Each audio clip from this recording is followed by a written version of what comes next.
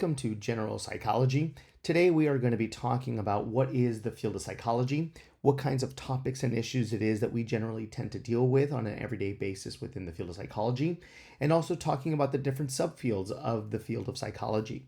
Now, before we begin, I would like everybody to write down or type out your responses to the following questions. Now, question number one is the following. What is your educational level? So are you a freshman, sophomore, junior, senior? Are you a graduate student? Number two, have you ever taken a general psychology course before? Number three, why are you enrolled in this course? So are you enrolled in this course because it is a requirement, because you have an innate interest within the field of psychology?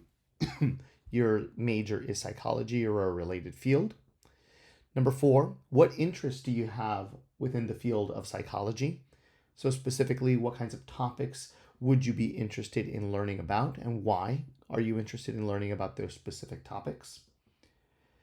Next, do you see yourself taking more advanced psychology courses? And if you do have an interest in taking more advanced psychology courses, which courses would you be interested in taking? 7, what is your current career goal? So what are your plans after you graduate? What is the career path that you intend to have? 8, do you consider yourself to be a highly motivated individual?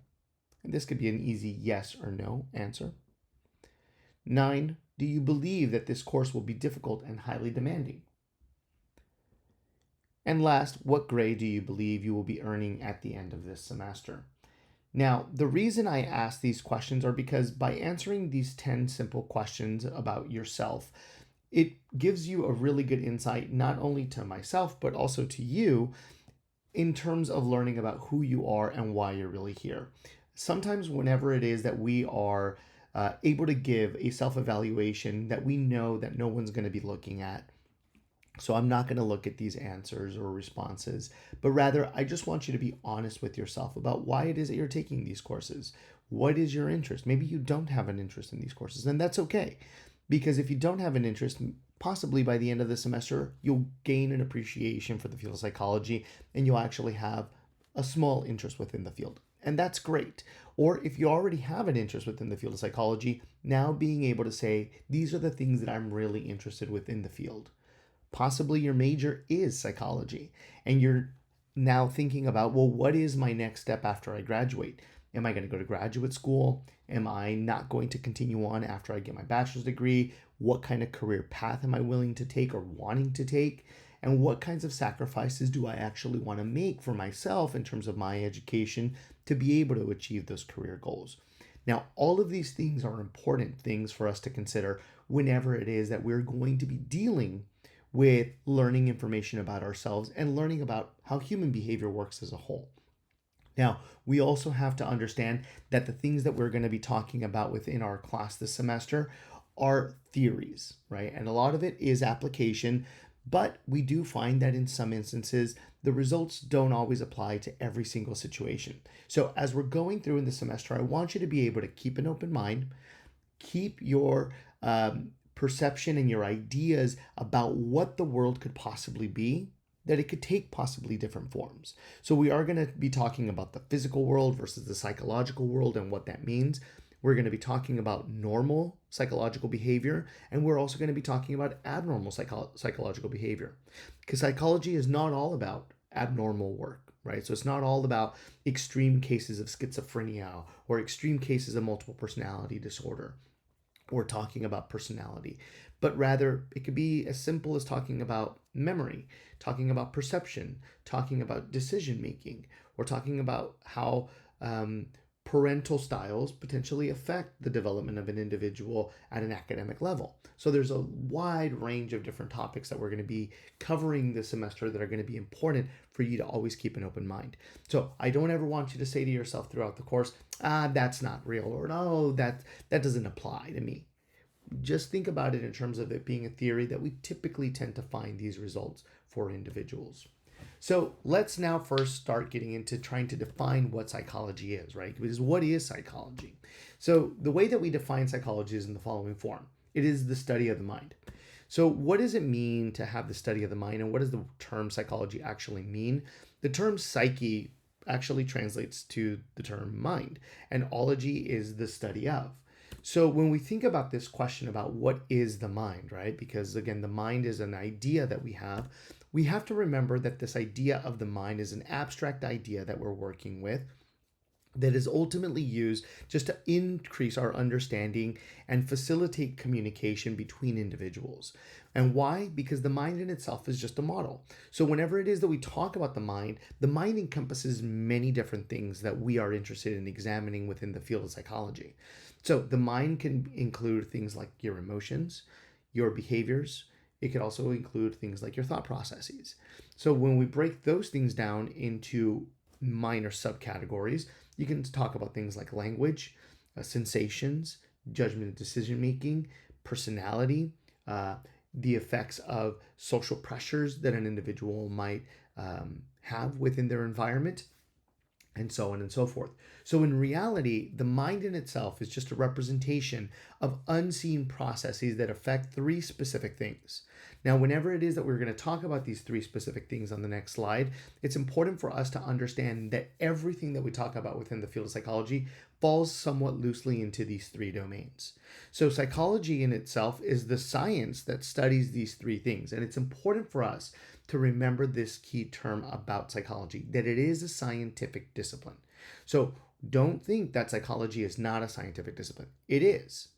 We definitely are a scientific discipline because we use the scientific method to investigate all the different elements and all the different things that we want to study within the field of psychology.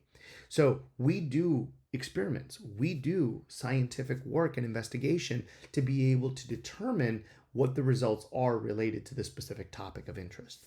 So what are these three things that the mind is a representation of? Well, these are what we call the ABCs. Now, what are the ABCs in psychology? The ABCs in psychology are the following. Number one, they are what we call A for affect, or our emotions, how it is that we feel. B is our behavior, how we act. Now, it's important for us to understand that whenever it is that we're talking about behaviors, these are what we call overt behaviors. Now, what do we mean by overt behaviors? These are the behaviors that we can physically see, right? We can perceive these things existing in our physical environment. So, for instance, someone speaking, I can physically hear that. Or someone smiling. That's an overt behavior that we have. Versus what we would consider to be covert behaviors, or what we also call cognition. Cognition is how we think. And part of cognition is this aspect of having covert behaviors. These are things that we cannot directly perceive. So I cannot use my physical senses to be able to perceive these things. So I can't see your dreams. I can't see how you think. I can't see how you process information to learn specific information or to recall that information from long-term memory storage. So rather, we have to then bring out these covert behaviors and bring them out overtly. So in other words, how do we actually determine what you were dreaming? We can ask you, well, what did you dream? And based on your response, right, so your actual written response or verbal response, we would then say, well, that's what the person dreamt. Or we would say, we taught you specific information in a lecture, and now what we wanted you to do is be able to see how much information you recall. Well, we can give you a test over that information, and that gives us an idea of what memory capabilities you have. So how likely it was that you encoded information, how likely it is that you're going to retrieve that information, and so on and so forth. So it's important, again, for us to understand that all psychological outcomes fit, or somewhat loosely, into these three categories, all the things that we assess. Now, very important. If you look at the definition that I've provided for you at the top, that psychology is the study of the ABCs in humans and animals. The reason that I say in humans and animals is because we do a lot of work related to animal research and trying to understand animals from a psychological perspective. Because in many instances, we use animals as models for human behavior. So when we cannot do research with humans, for whatever the reason may be, potentially it might be unethical to give humans specific drugs or to leave them in different types of environments, for instance, enriched versus non-enriched environments where they're socializing or not socializing with individuals. we can't necessarily do those types of studies. So rather, we may use animals to be able to conduct those particular studies. And again, treating them in a humane fashion as well. Now, in the case where we are interested in the actual behavior of the animal as well, we focus in on the animal. And again, we look at these particular things, their emotions, their behaviors, and their thought processes as well. Now, as I was mentioning earlier in lecture, I was mentioning that there's a large array of topics that we tend to cover within the field of psychology. So in terms of these topics, we try to organize psychological topics within what we call subdisciplines. Now, for the purposes of understanding these subdisciplines, we really focus in on different areas of this understanding. So the first area of understanding that we always try to look at in terms of these subdisciplines are that our intentions are to do research. So in other words, we as psychologists are interested in doing research. We want to investigate when and why specific effects exist. So why is it that when people smoke versus when they don't smoke, we see effect A, right? Those are the kinds of questions that we want to ask. Or we may say something to the degree of, in educational settings, what's the best strategy for individuals to learn the specific topic at hand? Is it being in class physically with the professor?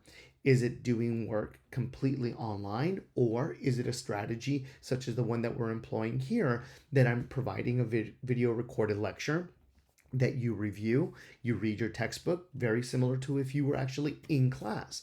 But rather than us being in a physical world, we are in a virtual world. But yet you're receiving information very similarly to the way that you would receive it in class. So ultimately here, we can try to investigate these particular types of issues. Other things that psychologists might want to potentially focus in on are issues related to treatment. So potentially, how can specific disorders be treated?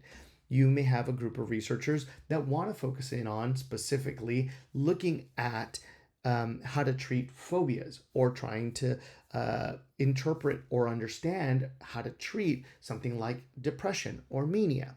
So ultimately, you're going to have a group of psychologists that are going to be interested in this aspect of treatment, while other psychologists as well are going to be interested in looking at teaching efforts. So just as I'm doing now, that I am a psychologist, I am also interested in doing teaching. So I want to increase the understanding of the phenomenon and pass that information on to others. Now, we as researchers can have combinations of all three of these particular purposes. So, for instance, myself, as I mentioned, I'm a psychologist, I teach, I also do research. But my area of specialization within psychology doesn't allow me to do treatment. So I don't focus in on disorders or on how to treat disorders or anything related to that. I don't even work within anything abnormal within psychology. I only work with normal behaviors within psychology. Now, what do we mean by normal versus abnormal? We use it very differently. So don't think about the way that the popular media portrays something as being abnormal, that it would be something odd or that it's strange, or they're going to classify it and provide a specific label for it. Rather, in the field of psychology, we use the term normal and abnormal in the following way. The term abnormal refers to something that is statistically infrequent, versus normal being something that is statistically frequent. So there are groups of researchers, we call ourselves experimental psychologists, that tend to focus on normal behavior, so behaviors that are statistically frequent. So in other words, I research things like language. I research things like memory, but normal memory. So the way that memory is typically supposed to work within the normal population. So I don't focus in on memory processes in abnormal cases. So if someone were to come to me and say, well, I have a specific type of neurological disorder that only allows me to retain information for 15 seconds and then it gets erased, that's not someone that I'm interested in working with. That's a very interesting case. That would be awesome to work with them, but that's not something that I specifically would work with, because again, I am not focusing on abnormal aspects associated with memory. So there are groups of researchers, as I mentioned, that teach and that do research. There's others that do research and do treatment. There's others that do research, treatment, and teaching, or others that do teaching and treatment, such as clinical psychologists. Or you have psychologists that only want to focus in on one of these things. I only want to do research. I only want to do treatment, or I only want to teach. You can have multiple combinations of any of these purposes. So it's important for us to understand that within psychology, there's a lot of different things that we could potentially do and have different ideas as to why it is that we're actually wanting to do this work. Are we doing it for the purposes of teaching, treatment, or research, or combinations of all these three? Now, how is it that we can specifically divide psychology into specific subdisciplines? There's really two general subdisciplines within the field of psychology. The two subdisciplines that we typically tend to divide psychology in are into what we call clinical psychology and what we call experimental psychology. Now, for clinical psychology, these are going to be individuals that are going to want to focus in on the treatment and examination of disorders. So, for instance, these individuals are going to want to treat such things as phobias, depression, and so on and so forth. That's perfectly fine, right? These individuals, that is their goal. Their areas of expertise are going to be in such things to be able to determine how to treat these disorders, how to examine those specific disorders, and also focusing in on other aspects associated with treatment. So, for instance, you could potentially have someone who is just a psychotherapist, who you go into their office and you talk to them about what is going on in your daily life because you need therapy. And that is okay.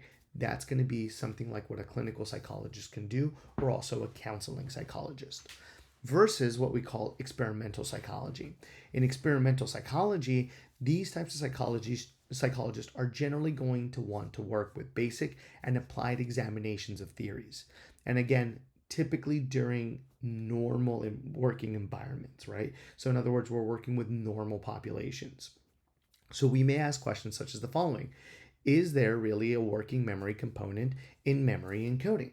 So there's a theory related to working memory that we're going to talk a little bit about later on in the semester, whenever it is that we're looking at memory encoding, and we want to understand how working memory truly works, or does it work in specific situations versus not specific situations? Now, these are the two general subdisciplines within psychology, yet we can actually subdivide psychology into more subfields. So, what are some of the subfields that we're going to be learning about this semester? Well, number one, we're going to be learning about cognitive psychology. Cognitive psychologists, like myself, investigate mental processes that are associated with problem solving, memory, and language. So, we may ask such questions such as, in high stress inducing situations, how is an individual's memory affected? You may also encounter social psychology, and we will talk about social psychology this semester. In social psychology, these individuals want to study how people think, influence, and relate to other people. And they also want to study how people and groups interact with each other. So they may ask questions such as, why are people prejudiced towards outgroup members? These are also the individuals that are going to ask questions such as, how is it that peer pressure may work in social situations? So they are interested in how the group of individuals interact with each other and potentially change the way that we think, the way we behave, and the way we feel. We're also going to be talking about psychobiology, or what we call biological psychology. Now, with biological psychology, these individuals are going to be examining the interaction between the biological world and our behavioral factors. So in other words, they tend to examine aspects related to biological processes. Now, they may ask questions such as, how does alcohol affect locomotor movement?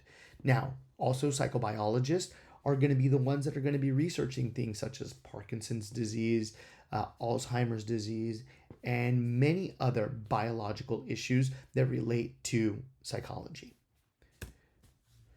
We're also going to be talking about industrial and organizational psychologists. Now, in IO psychology, these individuals are interested in the application of psychological concepts and methods to the workplace. So they may ask questions such as, how does having your boss present affect how hard you work while you're at work? So ultimately here, we're interested to see this interaction between psychology and the workplace. We're also going to be looking at what we call personality psychology. With personality psychology, we're going to look at the examination of individual characteristics and their effects on behavior. So personality psychologists may ask questions such as, does being introverted or extroverted affect someone's motivation? These are specific questions that relate directly to aspects associated with personality. We're also going to be looking at issues related to developmental psychology. So we're looking at the study of the physical, cognitive, and social changes that exist throughout the lifespan for an individual. So developmental psychologists are going to be asking questions such as, what is the effect of different parental styles on social development of children? These are going to be very important questions that many of us are interested in asking and knowing what the answers are. And we're going to be talking about many of these things as the semester progresses. And the last two subfields within psychology are what we call health psychology and clinical psychology. Now, within health psychology, we're looking at the application of psychological concepts to the prevention and treatment of specific illnesses. So how can a positive attitude affect physical well-being? And clinical psychologists are going to be looking at the assessment and treatment of individuals with psychological disorders. So again, they may be asking questions such as, what is the most effective way to treat an individual with depression? And we're going to be talking about many different questions and many different topics within each one of these subfields as the semester progresses. Now, just to show you a little bit more how much breadth there is within the field of psychology, looking at the American Psychological Association and looking at how they divide the field of psychology, they divide the field of psychology into 54 different divisions based on the area of interest and or the school of thought. Now, we have them numbered here, 1 through 56, but you'll notice on the list there's no divisions 4 or 11. But the divisions are going to vary based on their breadth and their specificity. So what kinds of topics they research and what is their specific interest of their members. Psychologists may be members of several divisions depending on your own personal interest. So, for instance, myself as a social psychologist, I may be interested in clinical psychology, I may be interested in cognitive psychology, I may be interested in experimental psychology, and I may be interested in linguistics. So all of these different subfields within psychology, I could potentially be a member of all these different divisions. Now again, there is no limit to how many divisions you can be a member of. The important thing to always know is that anything that is an association typically comes with a fee. So it is important for you to know that if you are interested in joining any of these associations, or any of these divisions from APA, you absolutely can, because there are undergraduate student fees, graduate student fees, and then faculty member fees or professional fees. Depending on what level you're at, you'll have discounts that are provided, but it is important for you to know that even you as an undergraduate student can become a member of these divisions. What includes in the membership? Things like access to their website, access to their journal, receiving copies of their journal, and many other benefits as well. Now, I do recommend that if you are interested in any of these divisions provided by the American Psychological Association, get informed so that way you can start seeing if you're truly interested in those specific subfields, and that may lead to a potential career path. So just to give you an idea of all the different divisions within APA, we're going to go through these very, very quickly. Number 1, Society for General Psychology, Society for Teaching of Psychology, Experimental Psychology, Evaluation, Measurement, and Statistics, Behavioral Neuroscience and Comparative Psychology, Developmental Psych, Society for Personality and Social Psychology, Society for the Psychological Study of Social Issues, Society for the Psychology of Aesthetics, Creativity, and the Arts, Society of Clinical Psychology, Consulting Psychology, Industrial and Organizational Psychology, Educational Psych, School Psych, Counseling Psych, Psychologist in Public Service, Society for Military Psychology, Adult Development and Aging, Applied Experimental and Engineering Psychology, Rehabilitation Psych, Society for Consumer Psychology, Theoretical and Philosophical Psychology, Behavioral Analysis, History of Psychology, Community Research and Action, Division of Community Psychology,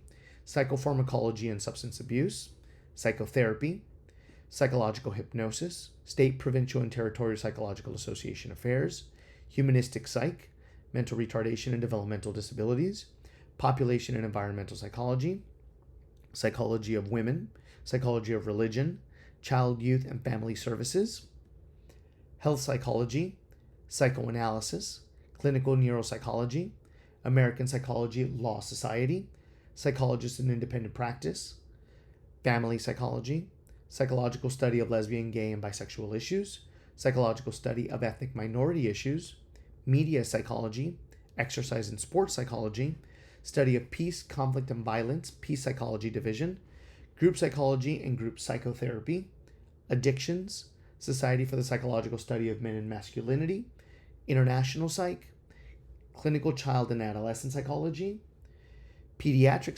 psychology, American Society for the Advancement of Pharmacotherapy, trauma psychology is our last division. So as you can see here, the purpose of psychology is really to investigate these processes through a systematic scientific method. So any of these subdisciplines that we just covered are ultimately going to be scientifically based subdisciplines. And why? Because we, as a field of psychology, are a science. And that's important for us to always remember. And we're going to talk a little bit about what that means in just a couple of minutes here. Now, it's important, again, talking about all these subdivisions of psychology to understand that we are not just something about abnormal psychology and studying mental disorders and studying about weird and odd cases.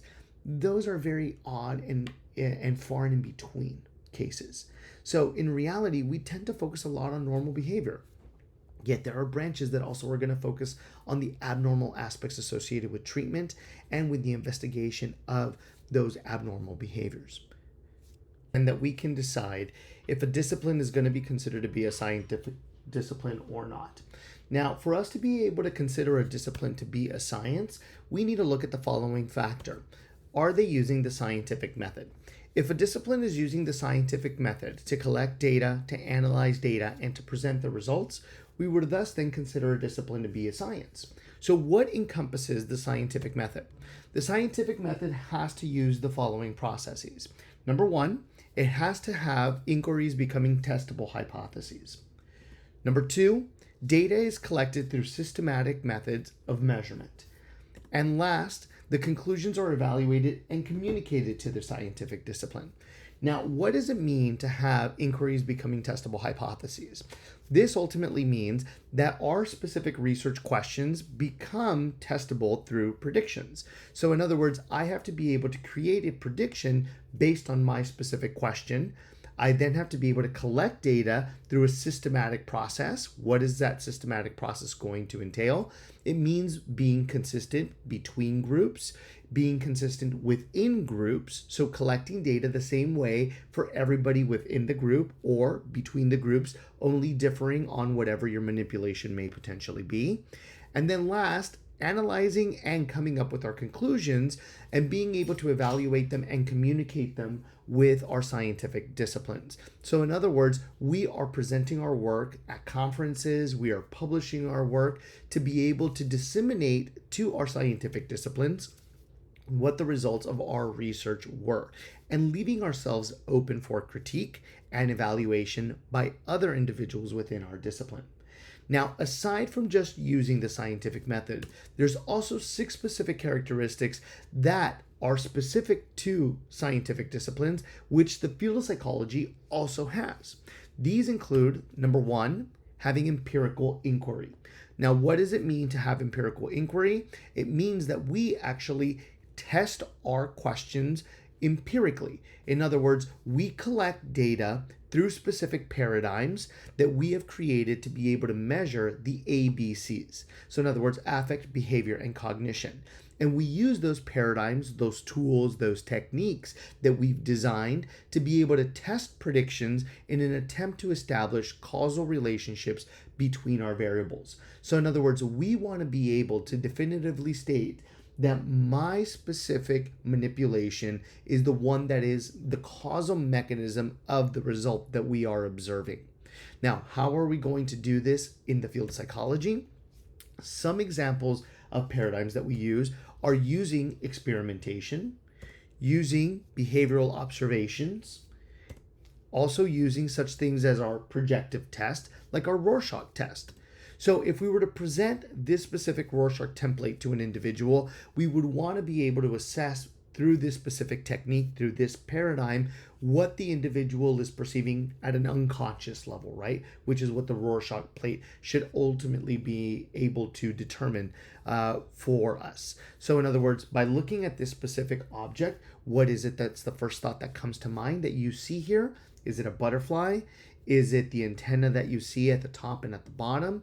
Or is it the crocodile faces that you see towards the ends of those wings? And based on the actual image and your interpretation, we could then make conclusions about what that would mean. So for instance, Rorschach himself thought that this was the easiest blot to interpret. It's a bat or a butterfly, period. You don't want to mention anything else. Seeing the projections on the ends of bat wings as crocodile heads signifies hostility in the individual. Seeing the paired butterfly antenna or feet as scissors or pliers may signify a castration complex. Schizophrenics sometimes see moving people in this blot, and many psychologists take particular note of the number of responses given to this plate. If you mention more things here than you did in plates 4 or 6, it's very much suggestive of schizophrenia, according to the results of the interpretation of these plates. Now, the second characteristic that we want to talk about here is what we call rhetoric. What is rhetoric?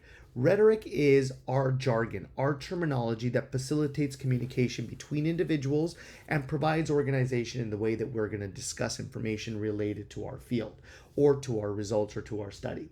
So within specific subdisciplines, we use key terms such as the following: clinical, phobia, systematic desensitization, placebo, transference, etc. So these are going to be specific terms that we use related to that specific subdiscipline. And within all the subdisciplines that we have within the field of psychology, we all have our own specific terminology that helps us within that subfield to be able to understand and communicate more easily with each other. Now, number 3, we have specific assumptions. Now, every single field or subfield within psychology has specific assumptions. And this is something that is very characteristic of all scientific disciplines. So what are some of the assumptions that we have within the field of psychology as a whole? Number 1, unseen processes influence observable behavior. So in other words, there are things that are happening that we cannot see in the individual that ultimately affect the observable behavior that we are being able to perceive. Behavior is a product of both internal, such things as personality, and external, situational factors.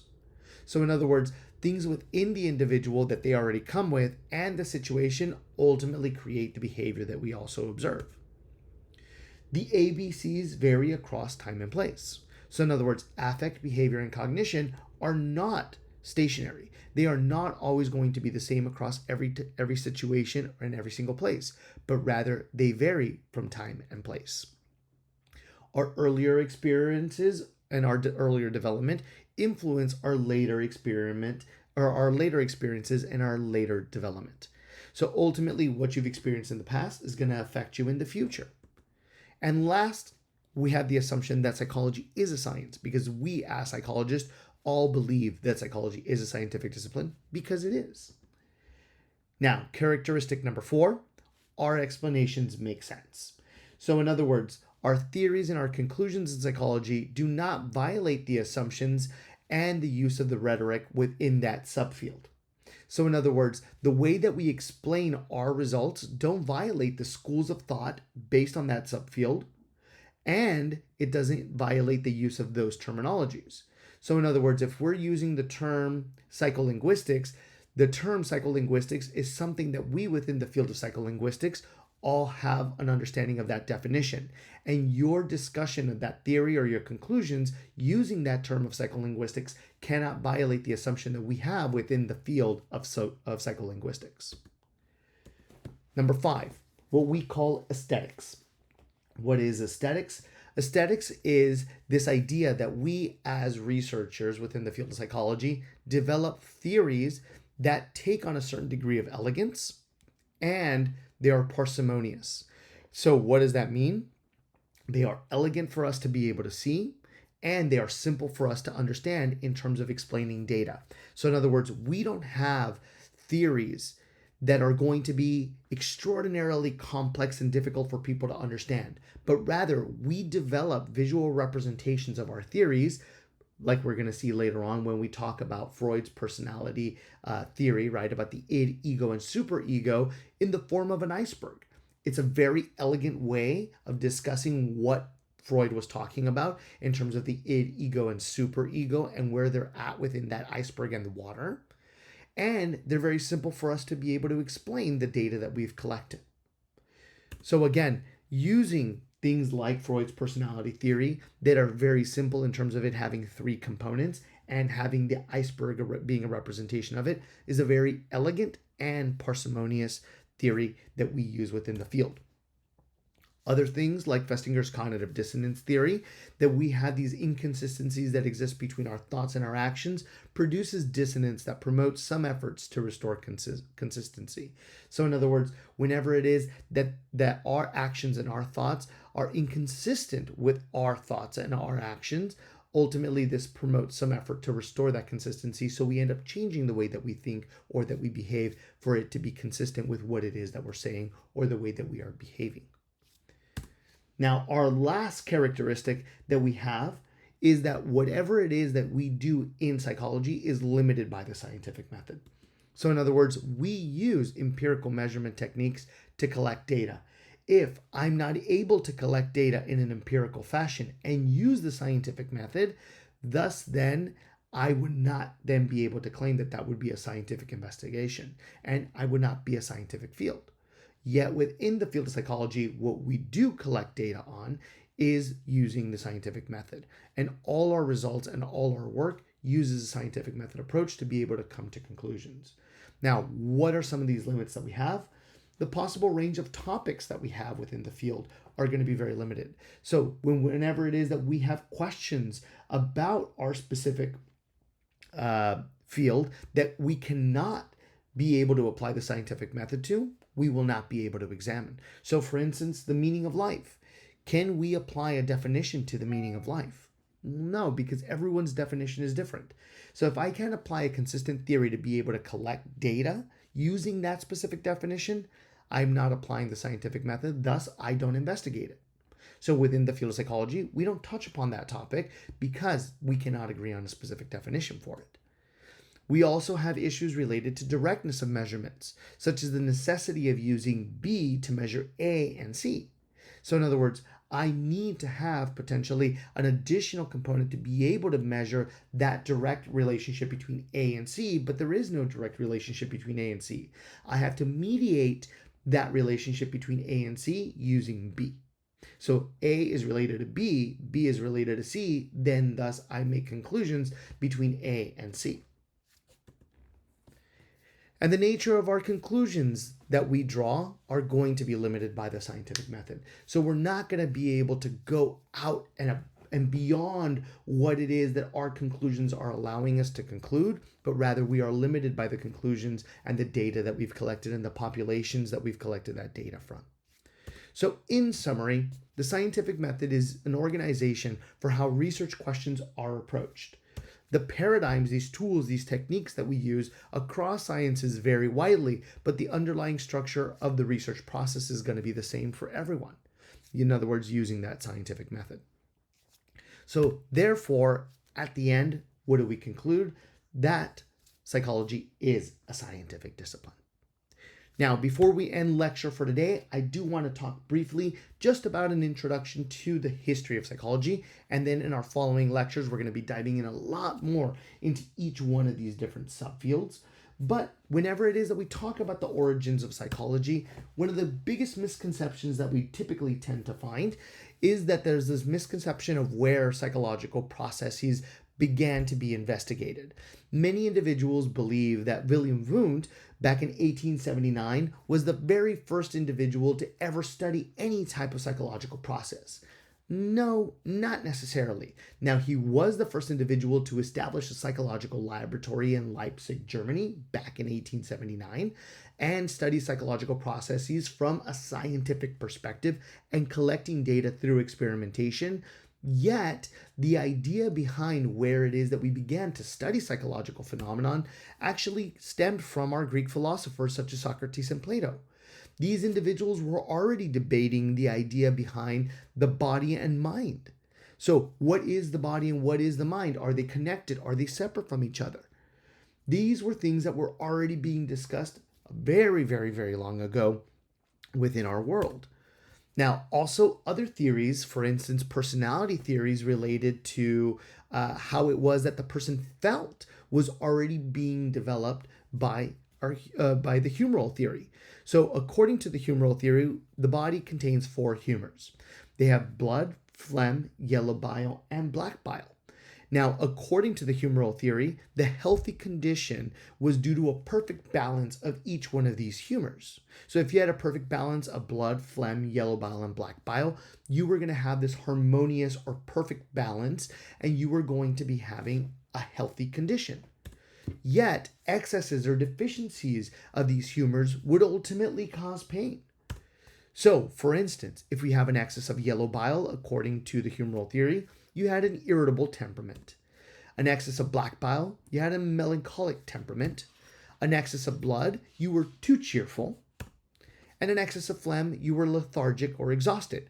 Now, if you think about these things, right, in terms of, well, come on, that seems kind of crazy that we would have this yellow bile, black bile, blood, and phlegm, and that we have excesses or not enough or whatever that would ultimately cause these imbalances and would ultimately cause us to have issues. Well, if you really think about it, when you think about yellow bile, if you know a little bit about anatomy, yellow bile is actually an issue, something that we do have, right? We have bile. We actually have a bile duct. It's connected to our gallbladder. So if any of you have ever had an experience where you've had to get your gallbladder taken out, the reason for that is because you have what are called gallstones. And the purpose of the gallbladder is to excrete this yellow bile. And what happens is if you have these gallstones that cover that duct from our gallbladder, that bile duct, it doesn't allow that yellow bile to be excreted by our gallbladder. So ultimately, what happens when that occurs? We typically tend to have irritable temperament. It causes a lot of pain. It causes a lot of anger. So what was found was that whenever it is that people's gallbladder is removed, it actually helps alleviate some of those potential issues. And why? Well, because people no longer have that pain, no longer have that irritable temperament due to having that pain caused by those gallstones and an excess of that yellow bile. Having black bile, having a melancholic temperament, what do we associate depression with? Darkness, gloominess. So according to the humoral theory, having that melancholic temperament, that depression, ultimately was potentially being caused by this black bile. Now, also having excess of blood, having too much of a cheerful temperament. So here, think of someone being in a manic state, right? If they're not in a depressed state, but now they're in a manic state and they're just too cheerful and they're too weird and going and jumping all around and doing this and doing that. According to the humoral theory, you had an excess of blood. And then last, an excess of phlegm. For any of us who have ever had a cold or had the flu or had COVID, what did we experience? A lot of phlegm. Whenever it is that you're sick, that you have a cold or that you have the flu, what do we feel? We feel lethargic. We feel exhausted. So in other words, you're sick. So here, although we may say to ourselves, okay, what is the scientific evidence of each one of these? Now we look back on those things and we say, okay, those were a good starting theory that they started talking about these ideas. Maybe there was no scientific evidence at that point, but at least they were already talking and visiting these ideas.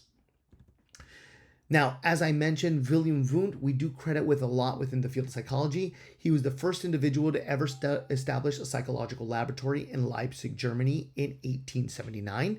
And what Wilhelm Wundt actually studied was perceptual issues. He wanted to examine the differences between hearing a stimulus, so hearing like a little tone, and how long it took the individual to actually respond to that behavior.